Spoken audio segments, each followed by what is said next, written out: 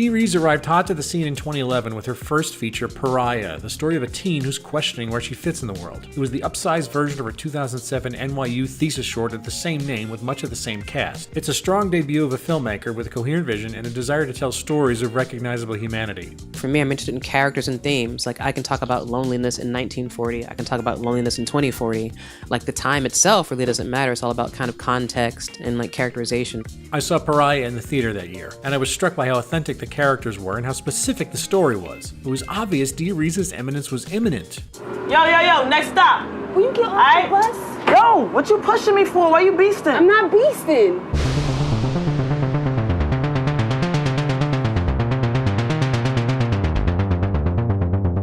Since then, Rees has made Bessie for HBO, Mudbound for Netflix, and is working on a Joan Didion adaptation called The Last Thing He Wanted. Again, for Netflix, it's a creative partnership that seems to work. She's also compiled a small array of episodic work for various networks, including Philip K. Dick's Electric Dreams for Amazon and When We Rise for ABC.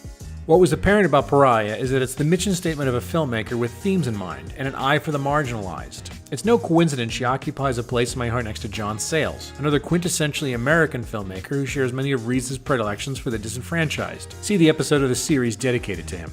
Also worth noting is the roundabout way Dee Rees got into filmmaking.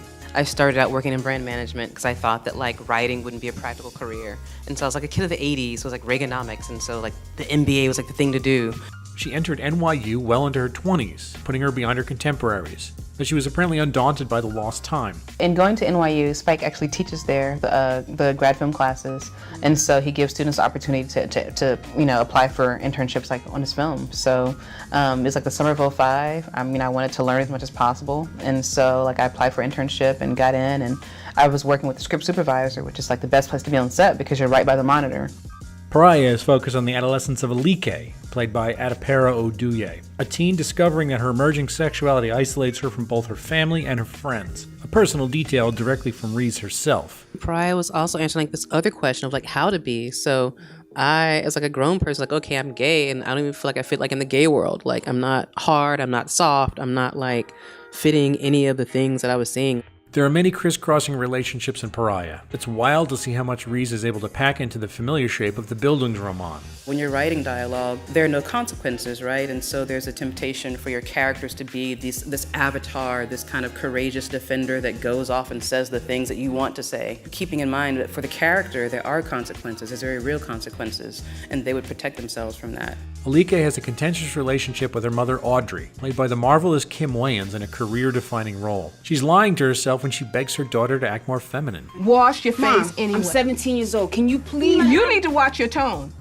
Alike's dad is a detached NYPD detective, aware of his daughter's secret, but staying out of it because of his own indiscretions on the side. What if, say, somebody liked you? What's his name? Wait till I tell your mama. She'll be so goddamn happy. Alike's closest friend Laura is much harder than her and is trying to get Alike out of the closet into the butch lifestyle. Laura's her best friend, but Laura's tugging her to be something that she's not. So there's a tension, and then there's the other tension of Laura being in love with her. It's your color, man. And then there's new friend Bina, who presents as straight until she sleeps with Alike as a casual fling, callously tossing the confused teen's feelings to the side. I'm not like gay. I'm just,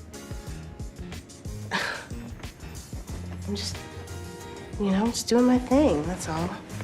Dee Rees always makes clear what's happening to the viewer, even if her characters are operating in a fog. She has a soft touch with actors and uses innovative techniques to build in the relationships beyond the printed script. I don't do like traditional rehearsals. I don't do like a rote reading of the script because I don't think I get anything from that, and I don't think the actors get anything from that. I did like a mock therapy session, so I had a psychotherapist friend come in and do like a family therapy session with with Alike, Audrey, Arthur, and Sharonda.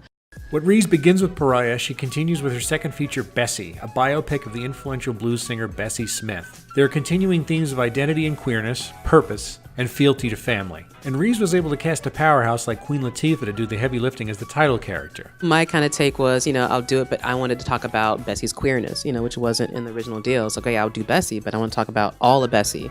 In a savvy move, when Rees first entered the project as a screenwriter, she altered it in such a way that it only made sense for her to direct it. I wanted to talk about her sexuality and like this woman from Tennessee, and I'm from Tennessee. I'm like, yeah, like I got to do this. So I came in to write it, and then it was written so specifically. They were like, well, do you want to direct it too? And I was like, yeah, I want to direct it. The budget is considerably more than what Rees had on Pariah, so she was given the gift of production values, including sets, costumes, and pricey actors. Now, I don't celebrate Bessie with the same fervor I have for Pariah, but I appreciate the deep bench of stars, including Latifah, Michael K. Williams, Monique, Candy Alexander, and Charles S. Dutton. Rees focuses on family dynamics. The tension between Bessie Smith and her abusive mother figure sister Viola, played by the superlative Candy Alexander, is what drives the singer towards success on the road as a traveling performer. Okay, look. I know you and I bump heads most of the time, but I'm just here to show my support. I'm proud of you. Obviously, that's like the opposite of what she means. The director renews her exploration of sexuality. Bessie learns from her mentor, Ma Rainey, to not fear her attractions. You've been using that glue ball like I told you. Yes, ma'am. In fact, she gets brazen about her appetites in an age where women's sexuality, much less same-sex attractions, were more or less verboten. It ain't like you ain't been tipping out too. I know it. Tell me different. With the experience of working on a period piece under her belt, Rees was offered a gestating adaptation of Hilary Jordan's 2008 book Mudbound, which was languishing in development hell. Usually I hate every script I read, I'm always saying no, but I read the script and I really loved it.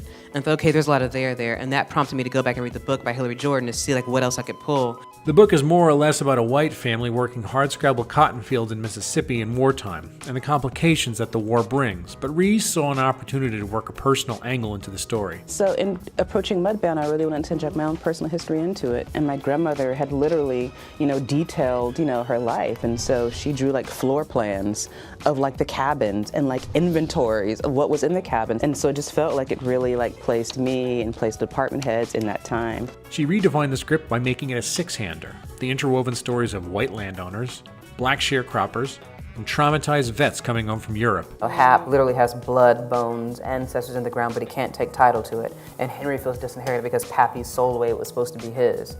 And for the two wives, they're connected by, not just by motherhood, but by economic disempowerment. This depressing movie has it all. Economic inequality, racism, infidelity, PTSD, grievous injuries, alcoholism, marital neglect, and the Klan. It's a brutal ride, a greatest hits of the 20th century's worst sins. But it's one hell of a film. Dee Rees gets her actors to go to hard places, to sell the misery of the mid-century at its worst. Rob Morgan, like you see that word bouncing around in his head and brewing, and like Jason Clarke is uncomfortable saying it initially, but then he gets firmer and like he has to learn to say it and take away Jason Clarke and say it as Henry, and Rob has to learn to take away Rob and take it as Hap. Like I said, Rees worked with Netflix for the first time on this project, and the mighty streaming service offered her freedom she never had before. It was like the first time a producer said to me, it's yours if you want it.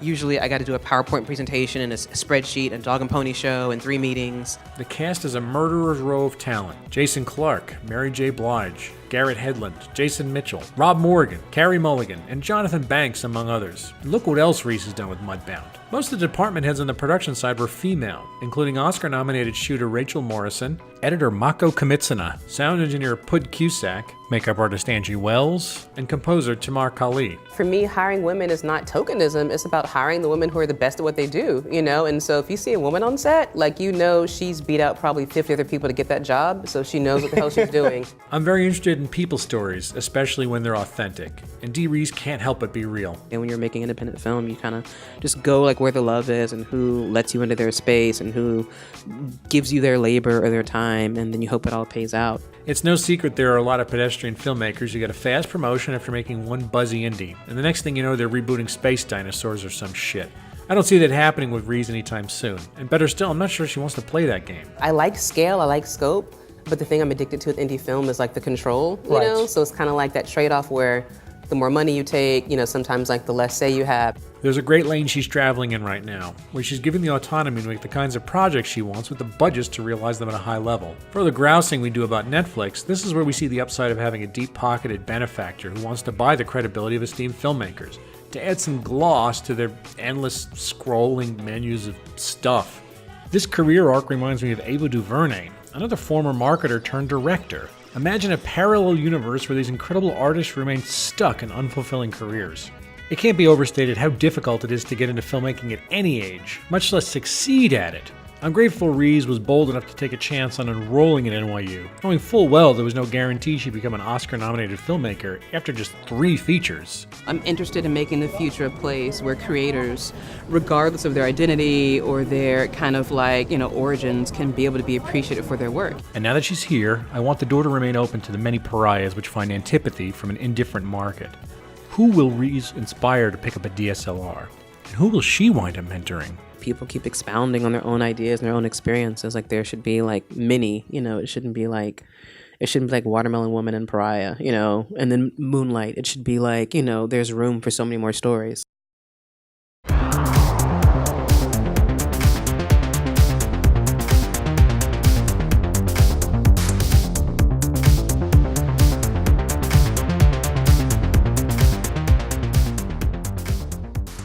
The finest in men's neckwear since 1982.